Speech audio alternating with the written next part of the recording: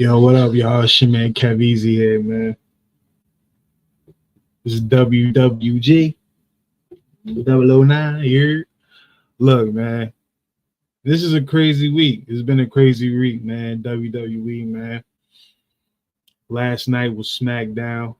We got a little trip down nostalgia lane, you know. I'm gonna get into that in a second. But first, I want to really talk about the contracts, man. These contracts. There's a couple contracts that's about to expire. One of the biggest contracts that we were talking about for the longest was Drew McIntyre, and we ended up seeing that he ended up resigning with the company. We have four names. It may be some more, but these are the top four names that people were speaking about: Ricochet, Becky Lynch, Chad Gable, and Nataya. Right. I want to start. I want to start talking about that. And I'm gonna break down why. Do I think that they're gonna resign? Do I think they're gonna go elsewhere? And whatever, right? So let me start off with Ricochet, man. Right now, Ricochet is the speed champ. I haven't been keeping up with speed. I'm just normally busy around that time, and I just kind of miss it all the time. And if I can watch it back, I could. I didn't attempt to yet, but I'm pretty sure it's good. Pretty sure it's good. But he's a speed champ or whatever, and just the way he's been used, him and Dragunov mixing it with Braun Breaker, it's like you can see that they were starting to use him some more. And Ricochet is extremely talented. He's a guy that should be a player, as far as like maybe mid card or whatnot. And if he happened to become a heel, that might take him to the main event scene. Who knows? Like Ricochet is a heel. I never seen it before. If he was, outside WWE, if he was a heel, then all right. But I never seen him as a heel, so that'll be interesting, man. And that might take him to the next level. We don't know. But I think Ricochet will re-sign with the WWE. I just think that a lot of these contracts that came up or whatnot, I think it's all really due to, the deals that's coming up. I seen it's like an article somewhere saying that the minimum a WWE superstar makes is 350,000. That's a little crazy, man. And that's probably because of these deals. And I'm pretty sure the four names that I mentioned, they're going to get way over that. Ricochet is a champion over there. Granted, it's not a championship that they advertise on the other shows, but it's still the championship of, that platform on X. You know what I'm saying? So he's a champion. He's going to get some bread. He's going to get that money with the WWE. Chad Gable. I think Chad Gable's in a hot, he's entering his prime as a WWE superstar. This heel run, this crazy dad run, he's on. The way he's treating Otis over as a sympathetic baby face because of Chad. But his work has been it's been good, man, very good, and in the ring. And I say this often. I feel like I'm gonna say this every time I talk about him. It's like he's the only wrestler that I know that the majority of the fans want him to go down the route of a former superstar. And I'm always reference LA Knight because in the beginning, when LA Knight started to pop off, a lot of the haters were saying he's a ripoff for Stone Cold on The Rock. When I'm like, yo, you should kind of be happy that someone's able to put that together, to make it their own to modernize, like to bring the old school to the new. You know what I'm saying? It's like some people that didn't watch Stone Cold in real time, but some people that didn't watch The Rock early on in real time. You know, so seeing the LA Knight in real time is like them seeing those guys. And back then, and The Rock is a little different because you got the final boss is a little different now. He sounds like Dilla. But yeah, so Chad Gable becoming like their Kurt Angle like type. Like even right now, the popular crowds or the nice crowds or the dope crowds, they pretty much say that you suck. They starting to throw that in there in his music, his interest in his theme song. So we all like to see it, and it's not like necessarily Kurt Angle what he's doing in his hill run. It's a little different, guys. A little tweak on it, but we know that hey man, pound for pound, he might be the strongest guy in the WWE, and he'll suplex the fuck out anybody. You know what I'm saying? Like, you can put him against Brock Lesnar, and granted, we may all like go into it. We all gonna be like, yeah, Chad gonna lose, but it's gonna be a good match. So Brock Lesnar, that's somebody we'll talk about sometime at some point in this pod or this show. But is Chad Gable gonna resign? Hell yeah, he's gonna resign. He's gonna resign because his story's not finished. Now, just imagine if we do all this with Chad Gable, he don't resign, and they just cut this shit. That would be crazy, yo. That would be crazy. I'm not gonna lie. But yeah, I think Chad Gable's gonna resign. I don't think it's gonna be an issue at all. Nataya. Out of all the four names, if there was one that's not gonna be there, I'll probably say Nataya, right? But I don't think Nataya is gonna sign elsewhere. Now you can make a case that maybe AEW, because AEW like to get all of WWE's old laundry. You know what I mean? I don't want to call it laundry, but I get what I'm trying to say. Like, they like to get the older people over there. They're like the WCW. Like, they get the old heads. You feel me? Nataya going over there, would it be good? Probably. If they promise her things, or saying like she's going to be the champion over there. If she becomes the champion over there, like, all right, and get paid hella bread, maybe. But Nataya, to me, seems like she's gonna be loyal to the end to WWE. She means a lot to WWE, and I think WWE really value her high as far as someone that can help the women's division as a whole. Like, you have maybe, it's probably way more, but to me right now, is Nataya is the one that kind of gets all these young or inexperienced women like in NXT, get them up to speed. Like, I feel like I remember, I think Jade was training with Nataya at one point. So like that's what Nataya is doing for these women. So if anything, Nataya might get like an extra role or something, like official extra role or something like that. I don't think her career is over or whatnot, but and she's someone that she don't need to win matches anymore. She's basically like the gatekeeper to the new woman that's gonna, all right, you're ready for the next step. If you can get past Nataya, you're ready for the next step, So I think she's gonna resign. I think she's gonna resign and be used in that role. I think she's fine with that. If she's complaining about it, I ain't see it. You feel me? I ain't see it at all. But I do see that she will.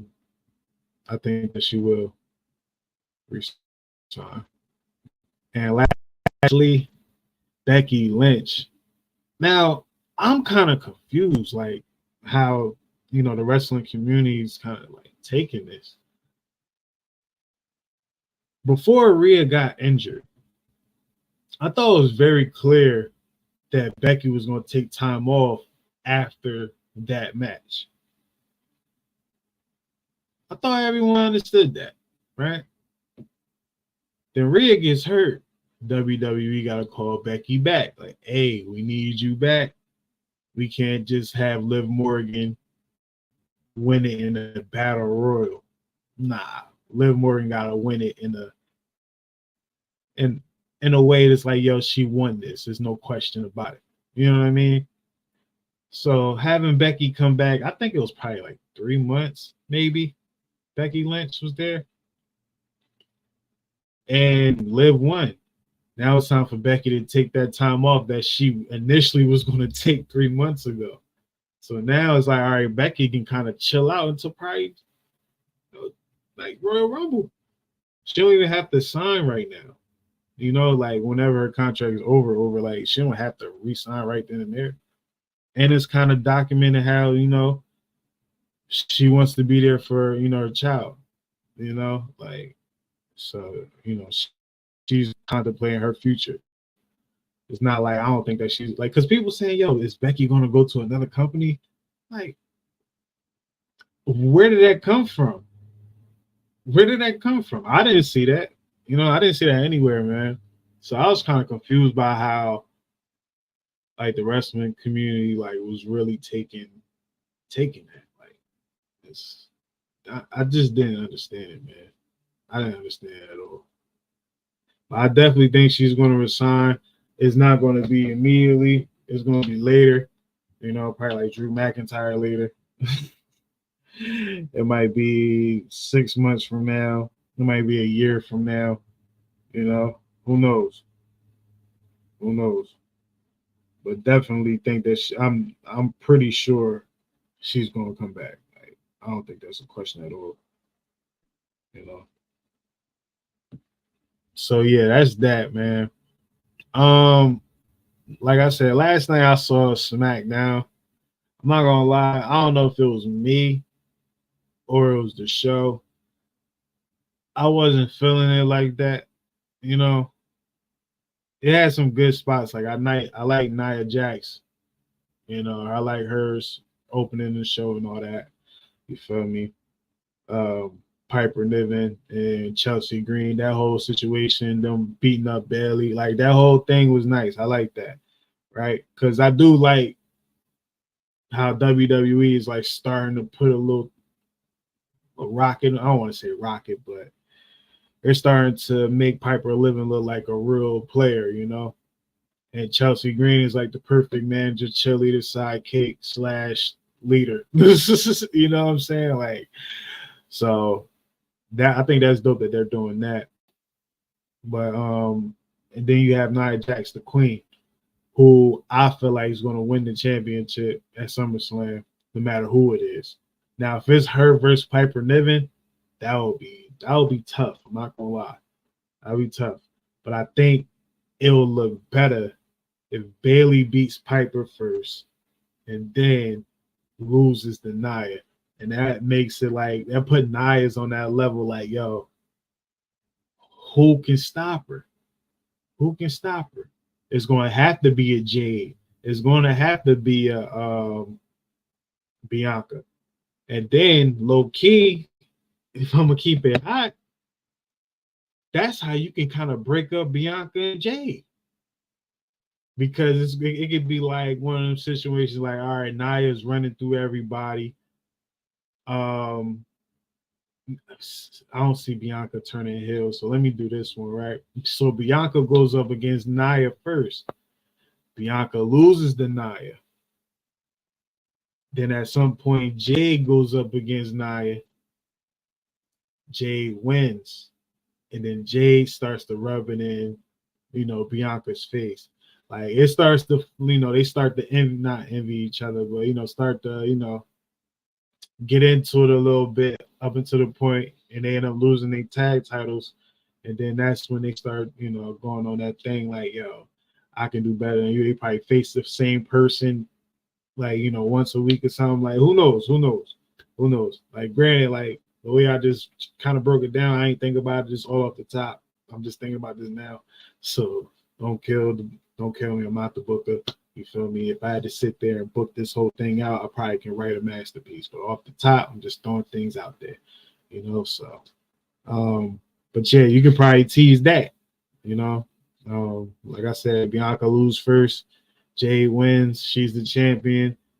Um, Bianca wins the Royal Rumble. Who knows, man? Who knows, man? We got time. Royal Rumble's in January or something like that, probably around that time. Yeah, we got enough time for all that to play out. Nia can be the champion all the way up until she loses to Jade. And then, Jade loses to Bianca at WrestleMania. Bianca is back on top where she's supposed to be at. And then somehow, some way, Rhea's the champion then. And then if they bring back Night of Champions or something like that, man, that'll be nice. That'll be a nice one, man. But I don't know. I kind of want to know why they keep, why are they holding off on Rhea and Bianca? I don't know why they holding off on that. I don't want that to be like Pacquiao and Mayweather, man. We get that all late. Damn, man, we could have got this shit 10 years ago. You feel me?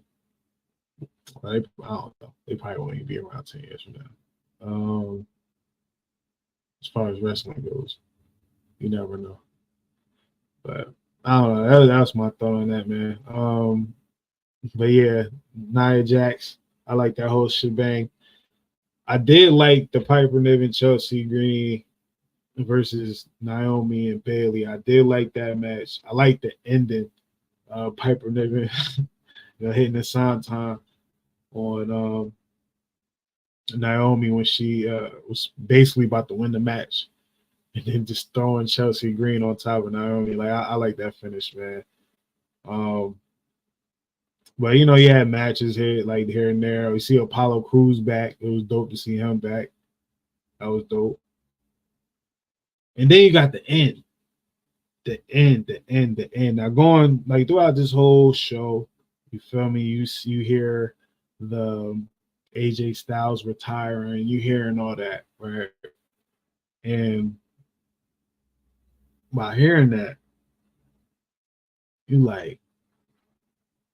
I'm he's not retiring, man. He's not retiring. And then I'm not gonna lie, when I saw his suit, I saw it was bright. I was just thinking, yo, he's definitely about to pull a Mark Henry situation, man. And for those who didn't see the Mark Henry joint, at this point, you can cut this off and go watch it and come back because I might still be here, man. But yo, Mark Henry, fake retirement, turning on John Cena. Masterful. Then you have this AJ Styles situation. It's the same thing, but it's a little different. Got a little tweaks in there, before he goes out there, you have him link up with the Good Brothers, the OC. They're not the Good Brothers no more. They're the OC. I don't know who they are, man. Gallows and Anderson. Gallows and Anderson, man. Gallows and Anderson, they was yo, brothers, whatever. They kind of made up with AJ. And they was wearing all black. And then it's funny because I was thinking to myself, on NXT, they be kind of on some heel shit. NXT, I'm not gonna lie, they really on some heel stuff on NXT. So in my mind, I'm yo, are they gonna jump Cody? That would be a nice twist on it, right? So, and then he walked past Cody. AJ walked past Cody and whispered something in his ear. Fast forward, AJ out there. He made it look good. He shed some tears and all that. Had Cody come out, and I'm just waiting. I'm all right, when you gonna pop on him? And it was once he started raising his hand, AJ, ha. I'm not gonna lie, the crowd was ass. The crowd was ass. Yo, that crowd was trash, yo. It was dead in the water. I thought I was watching a pandemic show, son. It was quiet, too often in there. Even LA Knight, like LA Knight, when he get his cheers, yo, it's cheers for a minute. When they was cheering for LA Knight, it sounded like they got tired in like 3 seconds. Like, yeah, like damn, yo, what's up with y'all? The crowd was trash. Yeah, yo, I'm not gonna lie, WWE. This is how y'all should do this like going forward, because I'm tired of the WWE going overseas, outside the US, and the crowds be lit. Crowds be into it. Yo, man, America, we gonna lose WrestleMania if y'all keep playing, yo. We can't just rely on Chicago. We can't just rely on Philly. We can't just rely on. I'm trying to think what's some other good crowds. Pittsburgh can be good sometimes, you know. Probably some parts in Texas, but look, man, we gotta do better. We gotta do better, man. Like WWE, y'all gotta start evaluating these places y'all go. If the crowd is trash on the next go around, take their name out of there, man. Or put them last, you know, or put them on a house show list. We're not gonna do a TV show over there. We're gonna do a house show over there. You know, who knows, man? I don't know how y'all do y'all scheduling, but that's what I think. But yeah, so AJ Styles paying homage to Mark Henry. He got the keys to the Hall of Fame, even though he said he was giving the keys to Cody Rhodes. AJ Styles, I don't know. I'll probably have to run it back. I don't think he said anything after he dropped Cody. I'm not sure if he said anything. But I remember Mark Henry, what he said something like, "You think it's that easy?" And with no mic. I'm not gonna lie, promos with no mic kind of be hard, yo, when if the camera can pick it up, you know. But Mark Henry's like, "You think it's that easy? I got a lot left in the tank." You know what I'm saying? And then he went to grab the title, John Cena's title. He threw it on John Cena. He said, "That's gonna be mine soon." Turn and walk. Hardest shit ever. Hard. Now, AJ Styles would have said what Mark Henry said, word for word, it would have been hard. That's one of them things, yo, you could have did to the T. It would have been hard. AJ Styles said, "You think it's that easy? I got a lot left in the tank." Too sweet, brothers. So the title, well, Cody didn't have the title. Did Cody lose his title? I don't think I ever seen Roman without the title or the title around him. Where's Cody's title? It didn't make an appearance. I don't know. Y'all let me know where his title at. You know, I don't know, man. I don't know. It's crazy, man. It's crazy. But yeah, man. Man. But that was SmackDown and all that. But going back, you know, I already talked about Chad Gable's situation. Gunther is the king of the ring. I like the way him and Damian Priest, you know, they kind of had their back and forth. And then, but right now the story is Damian Priest and Drew McIntyre. Now, it would be crazy if Drew McIntyre loses at Clash at the Castle. And the reason being is CM Punk. Now that will be fire because you can get Gunther versus Damian Priest, and Gunther can kind of beat Damian Priest. Even though the way Gunther's been booked, you can put anybody up there. Like if it was Seth Rollins and Gunther was the challenger, I think a lot of people would be like, yeah, I think Gunther might take this one. You know what I'm saying? Gunther's kind of, to me, you feel me? I feel like he's treated like one of the guys that's unbeatable. You beating him is like a major strike, you know what I'm saying, on your record. But, you know, I like that. I think Raw's kind of been the better show this week if I had to pick between Raw and SmackDown. But then again, like I said, I saw SmackDown after the show. And maybe I was just a little tired. But like I said, I wasn't really feeling the show like that, man. But yeah, I did like parts of the show. Raw, I kind of like most of the show. I didn't feel like I needed to, like turn it or I'll watch something else or something like that. I kind of watched it all the way through. But yeah, WWE, NXT, Shawn Michaels now.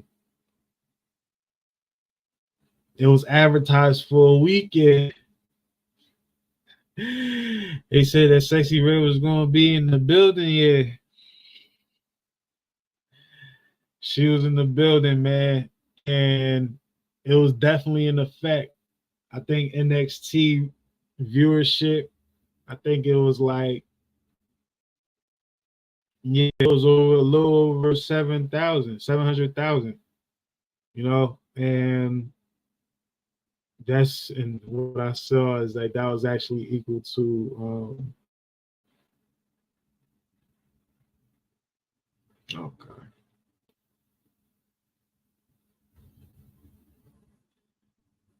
I was saying, just reading it, like, yo, like, yeah, it was the first time they had about 700K since January, so hey, man, shout out to Sexyy Red. I liked Sexyy Red on the show. It didn't look like she was out of place. She looked like, yo, she knew about what was going on and stuff like that. She looked comfortable up there. And, why not? NXT right now, like, in my mind, them going to CW, that I think that's what is being told. They're going to CW. This fits CW, especially if CW trying to get back in that UPN bag. Now that's another talk. WB bag, not about WB that bag. You know what I'm saying? Like, maybe, but look, Sexyy Red announced on the show. They announced on the show that she's going to be the host of Battleground. So they bring her back. Like WWE, I felt like Triple H and Shawn Michaels, they like to run ideas, but they use NXT for these ideas before they do it again, or they do it to the magnitude on the main roster. Now, my thing is, who the main roster gonna get? Who they gonna get? Are they gonna get an athlete? Are they gonna get Draymond? Should they go get Draymond Green from the Warriors? Have him go against Damian Priest? Yeah, I don't know who you put Draymond against. Put him against Omos. Yeah, where's Omos, man? Where's Omos? I don't know. I don't know. But yeah, the Sexyy Red effect was definitely in full, So shout out to her, man. Shout out to NXT. Shout out to Shawn Michaels. That was a good show. NXT is a very, very good show, man. It was a very good show, man.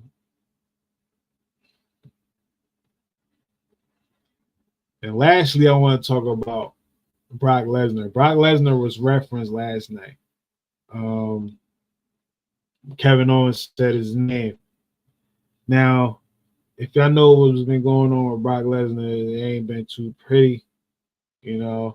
The whole thing with Vince McMahon, that situation. So he kind of been out the way, to the point they didn't say his name. I think they took his name off the roster or whatnot. But since then, he's back on the roster as a free agent. And then, they starting to say his name. Now, he's not in the intro. I didn't see him in the intro. Then, now, forever. You feel me? I don't see him in the intro or whatnot. But it look like Brock Lesnar might be coming back at some point. Maybe the Royal Rumble. Who knows? Maybe SummerSlam. SummerSlam is Brock's situation. Like, that's, you associate SummerSlam with Brock Lesnar. He managed to do that in his career, man. Suplex City and all that. But Hey, if Brock Lesnar comes back and he comes back, say he comes back at SummerSlam when Gunther wins the title and he attacks Gunther. It's your man Cav Easy, man. This is WWG 009, man. This has been episode the ninth one. I just said that, whatever. But yeah, man, I just wanted to go through that. You feel me?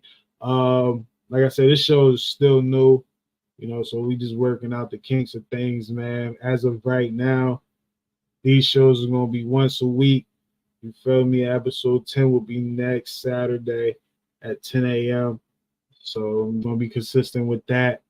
As this show grows, we'll add more days. You feel me? Rearrange some things, man. But right now we're gonna do this. We're gonna grow together, man. This your man Cav Easy. This is WWG. Appreciate y'all for hanging out. And we're gonna see y'all on the next one, man.